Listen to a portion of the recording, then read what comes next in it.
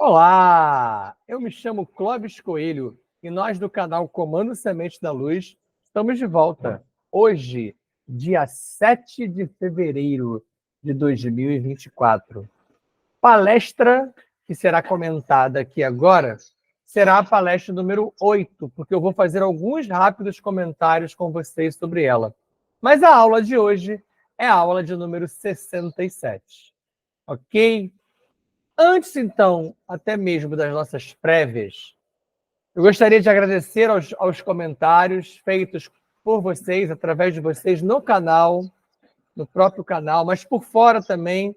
A repercussão da palestra número 8 foi muito boa, foi muito gratificante ver como vocês, em parte, conseguiram compreender muita coisa, mas também sentiram a energia do assunto, dos tópicos tratados, da ideia que nós estamos tentando ao plantar esse cruzamento bibliográfico, essa diversidade de versões, para nós vermos como muitas delas se falam e como todas elas, ou quase todas, nos direcionam praticamente para o mesmo foco, que é a nossa ascensão, que é a nossa compreensão desse humano adâmico, desse DNA único, e de quebrar aquela série de paradigmas que a gente insiste sempre. Os detalhes que eu gostaria de comentar aí, em particular, não tem nada a ser corrigido, mas uma coisa eu preciso ressaltar com vocês, que ao longo da palestra, ao explicar algumas daquelas circunstâncias, ou daqueles fatos, acontecimentos e painéis que foram sendo montados durante a palestra, referentes ao Bhagavad Gita, que é um capítulo do Mahabharata, e do Mahabharata como um todo, eu falei, ao me referir aos acontecimentos, algo do tipo ser ficção. Quando eu disse isso, na realidade eu faço uma referência para o olhar do humano comum ao perceber aquele tipo de acontecimento. Obviamente parece ficção. E também pelo fato do Bhagavad Gita e o Mahabharata como um todo serem muito romanceados. A maioria das traduções, elas tentaram trazer esses livros e essas mitologias todas que eu falo, tentaram trazer essas informações para uma realidade humana, quando muitas delas, e aquela que eu apresentei de Rama e de Krishna, como avatares híbridos, não eram painéis para humanos. Eles eram cercados, na grande maioria ali, por híbridos, por biodemos, por demos. Daí aqueles seres todos terem aquelas espécies de poderes, capacidades. Por isso a ideia da ficção. Mas não é que sejam ficção. Foram reais. Foram fatos que se deram. Alguns no Brahmaloka, outros no Buloka. Quando a referência desses livros aponta para a Índia ou aponta para localidades próximas, muitas aconteceram aqui, mas não era através do humano, não era no humano comum. Tanto que eu faço também a referência na palestra sobre Karma, Dharma e Varna, que a construção inicial dessa ideia, dessa lógica, não foi para o humano, assim como as castas não eram para humanos. Tudo foi sendo adaptado por nós como sendo para nós. E também já expliquei por isso. Daí a ideia da palavra ficção. Tá? Tanto que quando eu falo na referência a Rama, não sei se vocês vão lembrar, Rama nasce de uma fogueira. E não é uma exceção, não. Era comum que vários príncipes, princesas, reis, rainhas, seres únicos, com aspectos divinos, e assim é a referência, nascessem de rituais que eram feitos por brahmanes a partir da fogueira, a partir do fogo. Mas não era uma fogueira qualquer, não é um ritual qualquer.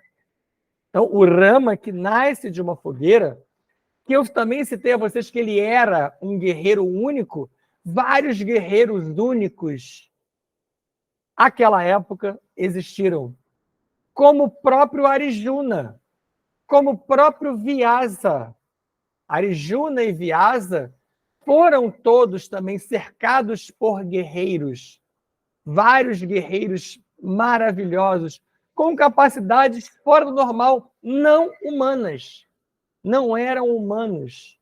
Tanto que também lembro que citei a vocês que vários desses seres brotavam das águas, da fogueira, da energia do vento. Tudo isso é uma coisa que envolve magia, envolve transcendentalidade, envolve o Brahmaloka, e não eram inicialmente para humanos. Um outro esclarecimento que eu preciso fazer é referente a Vyasa ou Vyasa. Vyasa ou Vyasa era um ser que existia no planeta quando mais tarde Krishna do Apayana veio como avatar também híbrido de Vishnu e Shiva. E essa ligação deles foi muito forte, tanto que eu me lembro que expliquei que o elo entre eles é tão poderoso que algumas pessoas ou algumas fontes fazem a referência deles como um só. Como também durante muito tempo se usou a lógica de Jesus Cristo, e alguns tentaram explicar como Jesus sendo um e Cristo sendo outro. Depois passou-se para aquela lógica do Cristo cósmico, e a própria menção de Jesus Cristo nunca foi feita por ele. Isso veio depois, quando começaram a chamar de Jesus Christos, que significa ungido, depois que ele veio a sobreviver à cruz ou a ressuscitar após a cruz, se você acredita na crucificação, e já expliquei isso também.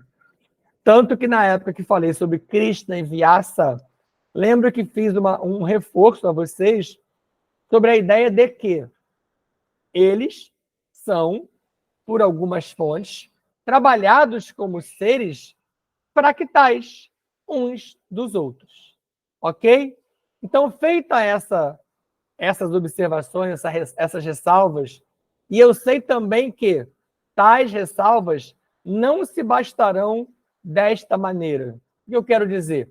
Eu sei que eu vou ter que me aprofundar no Mahabharata, vou ter que me aprofundar no Bhagavad Gita, e vou ter que contar essas histórias para vocês, como quando eu contei dos seres que foram a causa da vinda de um desses avatares, que foram os Rakshasas. Os Rakshasas, quem veio para eliminá-los, como eu contei a vocês, foi Rama. Mas histórias sobre os Rakshasas, há muitas. Os Rakshasas, depois que foram engendrados pelos demos para descobrir, para contactar a ressonância límbica, bebendo o sangue humano, eles se reproduziram pelo planeta e eles se tornaram uma raça e conviveram com os humanos durante muito tempo. Quando eu contei para vocês a história deles na palestra, eu tive que dar um salto. Como várias histórias ali, quando eu falei de Arjuna, quando eu falei de Vyasa, eu tive que dar saltos. Quando eu contei sobre as tribos ou os clãs, eu dei vários saltos. E olha que a palestra ficou enorme. Porque para falar sobre eles, eu vou ter que parar e falar especificamente sobre cada um deles. Isso é um plano mais para o futuro, quando vocês estiverem com todo o nosso conhecimento já preparado para vocês, já sedimentado. Então, eu vou poder contar um pouco mais, quando vocês estiverem trabalhando melhor essa ideia da fractalização, a ideia do não aprisionamento a esse Deus, Javé, Alá, Atom, e tudo mais que a gente pretende transferir a vocês até lá. Então, a nossa aula de número 67 será agora iniciada com as nossas prévias, de esvaziamento mental, focando no seu coração, na sua pineal. Vamos fazer aquela respiração de 17 segundos.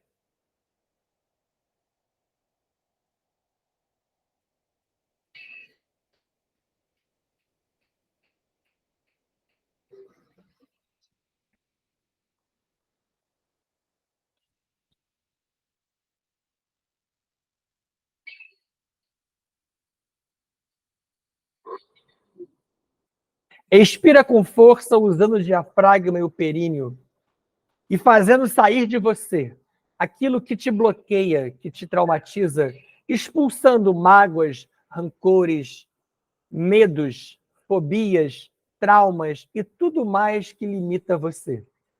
Ao longo dessas respirações de maior contagem, não mais aquela respiração robótica, mecânica, mas com mais tempo para a sua célula fazer o processo de metabolismo profundo, você vai conseguir fazer com que essa prática, sendo diária ou sendo mais rotineira possível, vá trabalhar você em profundidade. E na sequência, ainda respirando, mas agora com foco na entrada do oxigênio, acompanhado de uma série de energias boas e belas que já estão aqui.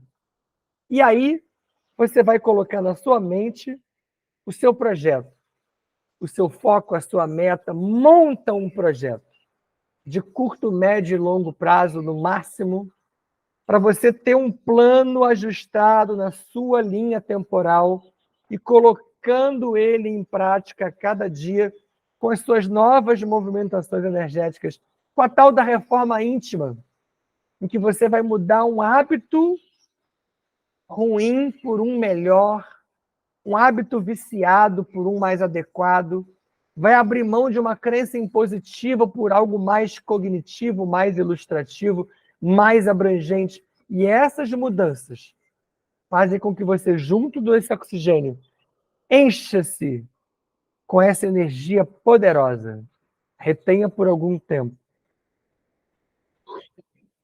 E expire com a mesma forma, da mesma forma, esvaziando você e pensando na saída de gaiolas, chips, batismos, pactos, votos, dispositivos umbralinos, cadeados e tudo mais que aprisionou você a algo, alguém, a uma ideia, a um valor.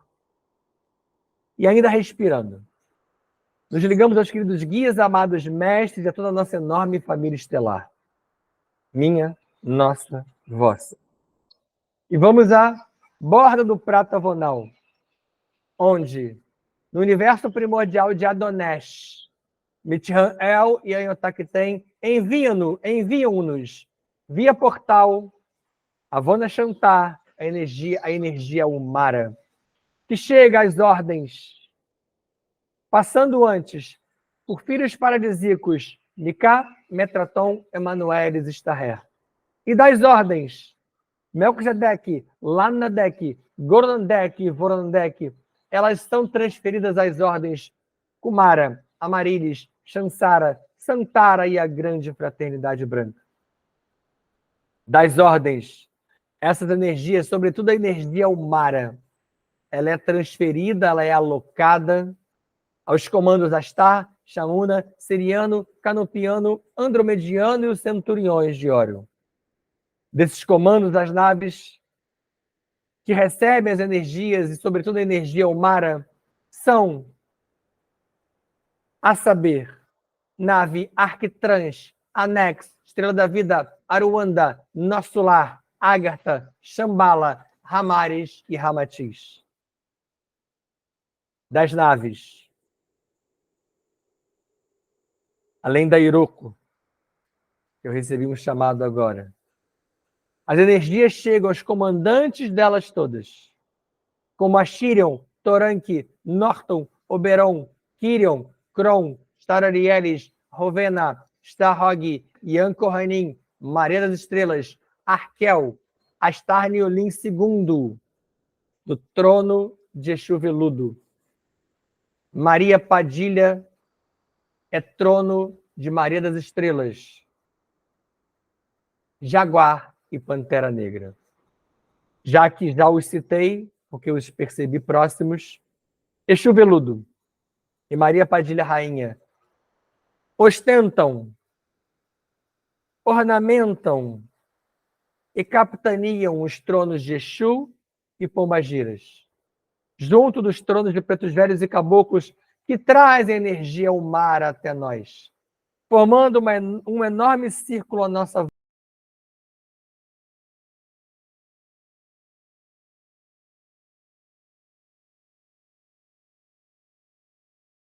bichos, Rancor e Roquina. Equipe de dragões e todos os seres aqui reunidos potencializam-nos e curam-nos em profundidade. Unindo mente e coração, vamos nos conectar a Gaia e do sol central do planeta, dos 7 dragões Elohins com Mara, a energia telúrica vem acompanhada do cristal orgânico Astrastone, que chega às solas de nossos pés, tornozelos, joelhos e ancora no quadril, justamente direcionando-se então para o chakra básico, chakra raiz, onde você acende a serpente do Kundalini, as 2 serpentes douradas. Faça aquela troca da pele que elas fazem, a troca da cobertura, você se trocando, você vivendo um novo momento, você revivendo, rejuvenescendo, reencontrando o seu eu interno. A energia do Kundalini ascende até o seu coração. Chama trina, chakra cardíaco, ligando o motor Taurus. E dele até a sua pineal. Terceiro olho, terceira visão, abre a sua mente, expande as suas memórias interestelares e a energia sai pela sua coroa, movimentando a malha toroidal.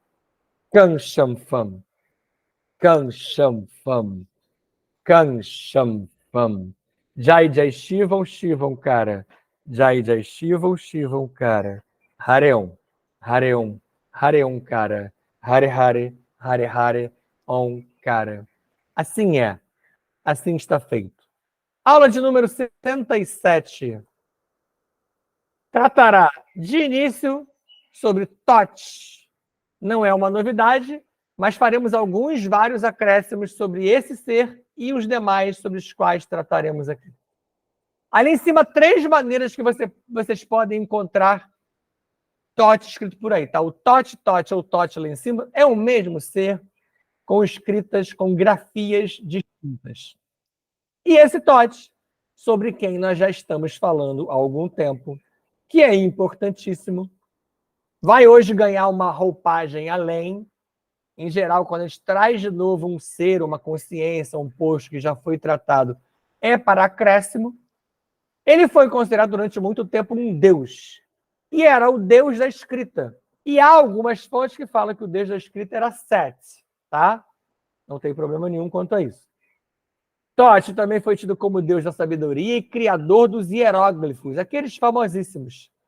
E do calendário de 365 dias, isso só para listar algumas coisas, tá? Porque Thoth realmente, assim como vários outros desses seres únicos, que não eram seres comuns, não eram seres normais, não eram propriamente avatares, mas eram seres com alguma outra ascendência, hidratem-se. Eles, segundo os egípcios, relatam isso, deixaram isso, dominava matemática, astronomia e magia. E a gente já vem trabalhando com essa lógica de que há algum tempo, vários desses seres dominam muitos saberes. E vários de vocês também o fazem. Pensem nisso. Parem para pensar um pouco sobre o valor que eu tenho dado a você do canal. Você, semente humano adâmico, ou hoje está instalado como humano adâmico, mas originado ou originário de outras paragens, de outras raças, você também pode, se não é propriamente assim, desenvolver esses saberes. Observação 1, que está até sem cor aqui de propósito. Eu coloquei Deus aqui e não coloquei cor nele, mas ressalto a lógica do endeusamento de todos. Essa coisa de considerar Deus, você vê que já vem acontecendo ao longo dos estudos e vai se repetir ainda. Era meio que normal, por isso a lógica. Todo ser que tinha um cabedal, um poder, uma capacidade fora do ordinário ser endeusado. Tá? Thoth é citado e associado a muitos fatos da mitologia egípcia. E eu tenho insistido muito mais com a mitologia grega e a mitologia indo-ariana, mas também citei a egípcia e uma hora pretendo trabalhar com ela de maneira mais aprofundada. Sobretudo quando vinculado esse Thoth a Horus, e aí não é coincidência que o Horus é o templo de Horus, é de onde vem Rancor, de cujo templo Rancor é sacerdote, é o meu canal principal. Também associado a Set, esse mesmo que eu falei que algumas fontes falam que é o deus da escrita, que é irmão de Osíris, e também a Ísis. E a outra coincidência, que não é coincidência, de cujo templo Roquená é sacerdote, ou sacerdotisa. É o outro canal, é outro vínculo poderoso. Às vezes fica até difícil falar para vocês qual é o meu vínculo mais poderoso, que Rancor e Roquená, como estão aqui agora, um de cada lado, muitas vezes falam ao mesmo tempo. E você deve pensar assim, mas como é que isso não atropela, né? Eles falam até em línguas distintas e consigo eu, não pela minha capacidade, mas pela incrível capacidade que eles têm de me fazer decodificar, porque eles já me prepararam antes para esse estudo, eles falam ao mesmo tempo e fazem muitas correções ao longo das nossas explanações. OBS 2, que vem daqui da mitologia egípcia. Forte ligação com os demos e biodemos. Apesar de, eu já tinha falado para vocês, que a mitologia que mais tem vínculo com esse Brahmaloka é a hindu-ariana e é a grega. A mitologia egípcia tem muito mais ligação com os seres biológicos daqui do Buloka ou Nébado. Mas ela também apresenta uma forte ligação com alguns demos e biodemos. Os cultos a Thoth, esse ser que está sendo estudado aqui nesse momento, cruzaram as fronteiras do Egito. Então, apesar de eu estar citando aqui muito para você, Egito, Egito, Egito, ele não ficou apenas vinculado ao Egito. E eles se estenderam por milênios depois de Thoth, e milênios depois que o Antigo Egito deixou de existir como aquele império maravilhoso. Aqui o número 3 de Thoth está aqui, ó. Thoth significa, um dos significados que você pode encontrar, tá? 3 vezes muito, muito grande. Não é uma repetição errônea isso aqui não, tá? É para enfatizar. Então, Thoth era fora do normal em termos de tamanho. Ele se apresentava diferente. É aquilo que eu insisto com vocês e que eu acabei de explicar na minha prévia. Não são seres comuns, não são humanos comuns. E, às vezes, até quando eles são humanos fruto de cruzamento de um ser biodemo, de um híbrido, de algum ser de um outro cabedal ou de uma outra estruturação que geram seres diferentes. A gente vai ver vários deles ao longo do tempo. E aí, para ressaltar, ó, característica de muitos seres híbridos. A imagem é de Osíris e Set. O Set, Osíris é esse aqui, Set é esse aqui, da mitologia egípcia. E olha só uma ressalva. Mais um fácil de ser demonizado. Ó. Fácil de virar demônio, diabo, Belial. Vou trabalhar com vocês bastante essa ideia. E tudo isso, Beelzebul, Satã, é tudo transferência para tentar macular uma série de seres. E esses nomes todos que eu acabei de ressaltar para vocês são mais de um. Alcance do projeto Metatron. O projeto Metatron ou Demetratron é a mesma coisa que nós já vimos, é encarnado em Thoth, que é sobre quem estamos falando, e que adiante do tempo veio como Hermes e Enoque. Esse projeto esteve muito, muito próximo de ser muito bem sucedido. O que nós pretendemos fazer acontecer com a humanidade agora, em breve, parte dela, esteve muito próximo de acontecer nesse período. Nessa época, o projeto de Metatron conseguiu ascender muitos povos na Terra, entre 32 mil e 27 mil a.C. Tá? Um detalhe, Hermes está com o númerozinho 1 aqui, e esse númerozinho está lá embaixo. Ó. E aí é mais uma informação para vocês. Tem uma fonte, que nesse caso aqui é a Rometria, que afirma que Hermes é Iaberim. Lembra do Iaberim, que eu até botei de vermelho para vocês lembrarem que eu trabalhava ele de vermelho lá no início. O Iaberim vai voltar a aparecer. Yaberin é um mestre mago maravilhoso, é um dos 144 mestres cósmicos. E tem essa fonte, que também é uma fonte belíssima de você beber com saber maravilhoso, mas nem tudo fecha com todas as outras que eu ofereço aqui. Não tem melhor nem pior, não tem certo nem errado. A Rometria fala que Hermes e Yaberin são o mesmo ser, ou a encarnação do mesmo ser, ou um fractal do outro, que eles também trabalham com essa lógica da fractalização. Apesar, tudo isso aconteceu de bom, que eu acabei de ler aqui em cima, apesar do incrível empenho arconte no despejo de maldequianos, talsetianos e caperinos densos na Terra. Você já acompanhou isso comigo. Caligastia, Satã, Anu, em nome de Saratem, ou influenciado pelos demos poderosos de Javé, embutiu no planeta uma série de seres densos. Apesar deles, houve essa ascensão.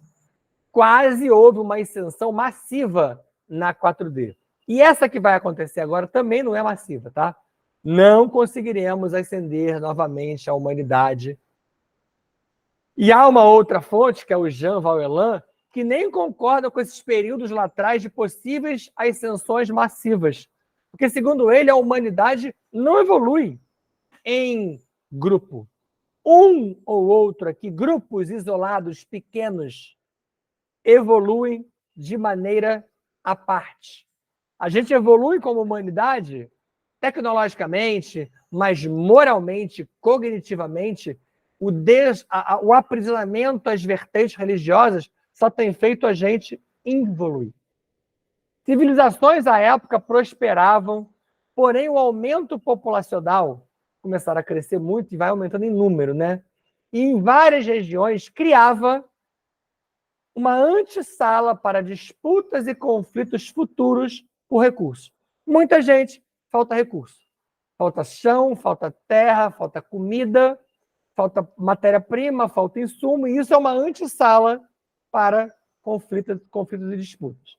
Essas disputas, e aí veio o problema, elas despertaram um lado sombrio dos seres oriundos de Maldek, Talset e Capela, entre outros, tá? E como é que é essa história de despertar o lado sombrio? Lembra que eles vieram de planetas, de orbes, de constelações, em que eles explodiram os locais, como eles fizeram em Vênus, em Maldek, em Marte, em Argos, em Talset, em Capela, ou eles destruíram o local, ou eles quase destruíram, mas causaram guerras nucleares, explosões estelares, explosões de colisores, de partículas, tudo isso a gente trabalhou. E esses seres, claro, têm na mente aquele passado sombrio, de busca de poder, de interesse, de soberania à base da força. E aí eles começam a assistir essa antessala à volta deles, desperta neles o quê? Justamente esse lado negativo.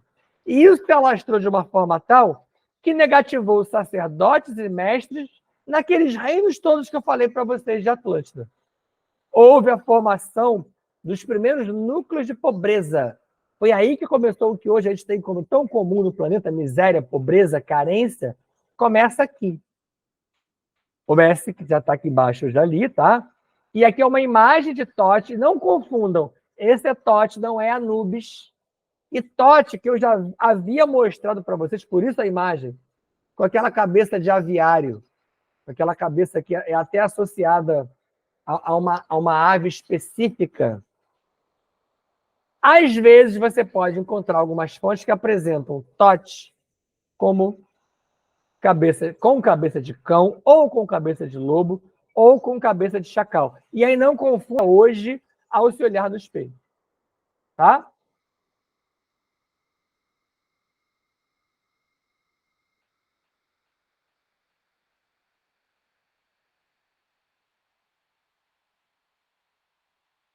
A escuridão se aproxima. Surgem com essas problemáticas, todas que eu acabei de ler e explicar a vocês, facções políticas nos reinos, à base de corrupção, traições e alianças. Parece atual, né? Facção política, corrupção, traição e aliança. Parece que eu estou falando sobre o momento hoje do planeta. E as federações que temiam os decaimentos registraram os primeiros conflitos armados após Tote. Por que após Tote? De lá para cá, de Tote para cá, haviam cessado os conflitos. A influência arconte gerava aqui a dependência de energias densas. E Alcione sugeriu até o uso da força contra os Anunnakis, Satã e Caligasta. De novo, os mesmos seres que continuavam a fazer o quê? Escravizavam os sapiens, nós já vimos sobre isso, e eles se articulavam. Atentem-se a esse detalhe. Eles já se articulavam porque eles já observavam em linhas temporais que algo estava para acontecer, eles poderiam se aproveitar daquela situação. Sacerdotes e mestres tiveram a sua psique, a psique deles, invadida por arcontes, e a magia negra retornou. Luzes de alerta foram ligadas nas federações.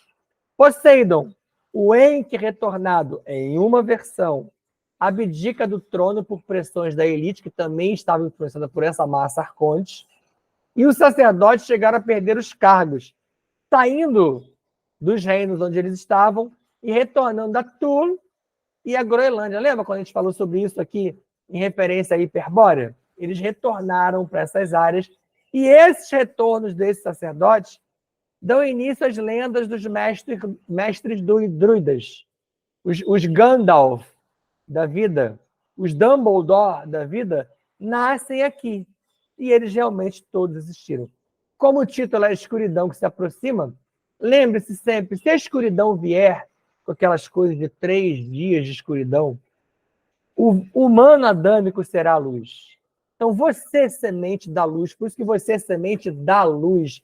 O nome não foi casual, o nome não foi coincidência, ele foi preparado e não foi por mim, pelos seres que trabalham conosco, porque você é uma semente que estará pronta para iluminar com um cadinho, com um cajado, com um lampião, com a sua mente, o entorno quando isso acontecer. Vamos trabalhar uma profecia Elohim, ou Elohim, porque nessa época, para ajudar o planeta, chegaram mestres Elohims das diversas ordens, que eu trabalho com vocês, e desde do ancoramento lá no início eu já falo sobre elas, para salvaguardar, a raça humana. É hora de hidratar.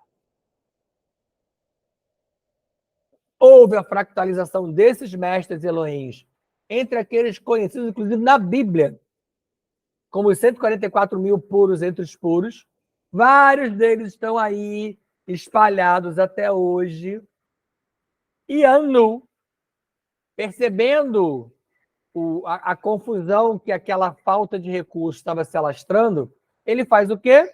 Ele oferece suporte tecnológico e genético para a produção de escravos dos reinos atlantes, que estavam, por conta do início da falta de recursos, do crescimento populacional, em crise, afastando estrategicamente os atlantes, aqui, ó, dos sirianos e dos pleiadianos, e ampliando a aliança entre eles. Eles quem, ó?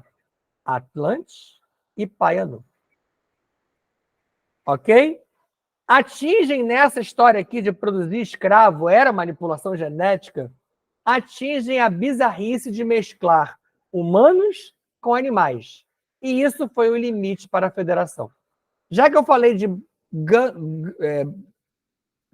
dos mestres e dei os nomes de Gandalf como exemplos, e Dumbledore, só que Dumbledore é de Harry Potter.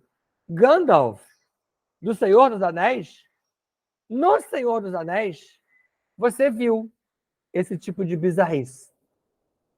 Naquele cruzamento que não foi nem de humanos com animais, foi de seres que geraram aqueles orcs. Aquele tipo de coisa muito originado no Brahmaloka e muito comum lá, já acontecia. Tá? E a OBS 1 que eu não esqueci está lá em cima. Existe uma profecia Elohim de 25 bilhões de anos atrás e fala de uma época de grande sofrimento, quando um mal chegaria ao auge e deflagraria guerra inimaginável. entre forças luminosas e forças sombrias. Para a gente pensar. Elohims, se vocês procurarem, também significam deuses. E aqui, com essas mesclas, com essa bizarrice, a federação entra em ação e nós vivíamos o ano de 23.844 a.C. Eu não costumo trazer essa precisão no nosso tempo cronológico, mas hoje ela está aqui apresentada a vocês, tá? Conflito Anu e federação, infelizmente o conflito veio, tá, gente? A amnésia imposta a várias gerações, que nós estamos vivendo hoje, encobriu toda a pujança atlante. Aquela pujança que eu falo para vocês lembrarem da Era Atlante, da Era de Ouro Atlante, e depois de outros movimentos como esse, que fizeram até bem pouco tempo desse período do estudo, eles conseguirem retomar algo de bom e belo. E essa amnésia fez sumir os registros, inclusive das nossas mentes. Lembra que eu já trabalhei sobre esse apagamento? Por isso que eu faço vocês abrirem a mente, porque tiraram os registros desses períodos. Só que não é bem tiraram, não. Eles fizeram assim, ó. Eles apagaram, eles tamponaram. Eles estão tentando fazer com que vocês, através das religiões impostas, sacrificiais, vocês não enxerguem. É a venda. O tal do véu de Ísis também tem um pouco a ver com isso. Ele tem várias vertentes, várias versões para serem trabalhadas. Mas o tal do abrir, do quebrar, do fazer-se descortinar esses véus, tem a ver com isso. E nessa época, infelizmente, veio o conflito com a Anu muito preparado. Lembra que eu falei que eles estavam se articulando? Eles estavam muito preparados. Por quê? Por trás disso tudo, na tal da antessala que eu citei, eles estavam preparando, se articulando, Satã, Anu e os Anunnakis dos clãs dele, além do próprio Kaligasha, eles se organizaram tanto que eles usaram a própria Lua como escudo Anunnaki. Aquela Lua, satélite artificial, que nem mais deveria estar ali, que está lá até hoje, mas não era mais para estar lá, já tinha feito a função dela, que era de estabilizar o eixo daquela época que foi necessária. Ela acabou ficando lá meio que a federação esqueceu. E aquilo acabou sendo usado pelo pai Anu, pelos Anunnakis, por esses outros sombrios que eu citei, sob influência de Saratem e dos demos, dos anjos de Javé, do Brahmaloka. Eles acabaram utilizando a Lua como satélite artificial. Da Lua houve como combater a federação que já estava entre a Lua e a Terra. As pirâmides aqui no planeta foram usadas como poderosas armas de plasma, captando a energia telúrica. Então, eles também manipularam as pirâmides. Está aqui uma maneira de fazer essa manipulação, ó, tá? Dando tiros de arma de plasma de baixo para atingir a federação. Então, eles atingiam via Lua e via pirâmide. Então, foram muitas coisas que foram utilizadas. E você vai ver mais para frente por que foram desativadas as pirâmides. Você vê que as pirâmides hoje parecem ruínas, né? Porque elas foram desativadas para que isso não voltasse a acontecer. Foram tirados cristais dela para que esse poder não pudesse mais ser utilizado, porque, como eu já expliquei, lembra, não tem Deus no comando. A magia, como falei em palestras sobre magia, não tem magia negra, magia branca. A magia é uma só. Então, o mecanismo, o processo é o mesmo. Cabe a você, como um ser de luz, usar aquele mecanismo para a luz. Mas o mesmo mecanismo você pode usar de maneira não tão luminosa. E aí, ao ser utilizada a energia telúrica, o que eu falo com vocês sobre telúrica? De onde ela vem? Gaia, a consciência do planeta foi invadida. Daí aquela lógica que eu falo com vocês há muito tempo, da mácula ao sagrado feminino. Desde muito tempo, eles vinham fazendo essa diminuição da menina, da mulher, da moça, do sagrado feminino, para que eles pudessem pegar essa energia de Gaia e trabalhar nesse sentido. Mas ainda assim, Gaia reagiu. A consciência do planeta invadida, usurpada, ela se funde com a Terra, com a parte física, e ela reage energeticamente. afundando grande parte dos reinos e provocando cataclismas de todo tipo. E a federação foi derrotada. Essa é uma versão, tá? Essa OBS está aqui, essa é uma versão. Há outras que falam que não houve essa derrota. Eu só quero lembrar que tem uma versão que fala sobre isso. E o número 1 está aqui, ó. Gaia se sentiu invadida porque usaram dela a energia telúrica. Ok, gente. Falando em sagrado feminino, por que ela é importante essa aula? Porque para que os conflitos não se repitam, o planeta não vai acabar. Alguns vão ascender. Ele vai ascender. Mas alguns conflitos podem acontecer. Mas que para esses de grandíssimo porte não se repliquem, vamos fazer aquilo que nós estamos propondo desde o início. Equilíbrio entre os sagrados. Entre o sagrado masculino e o sagrado feminino. Kansham Fam. Kansham Fam. Kansham Fam. Jai Jai Shivam Shivam Kara. Jai Jai Shivam Shivam Kara. Hareon. Hareon. Hareon Kara. Hare Hare. Hare Hare. Om Kara. Assim é. Assim está feito. Fiquem em paz. Beijo no coração de vocês. Abraço fraterno e amigo.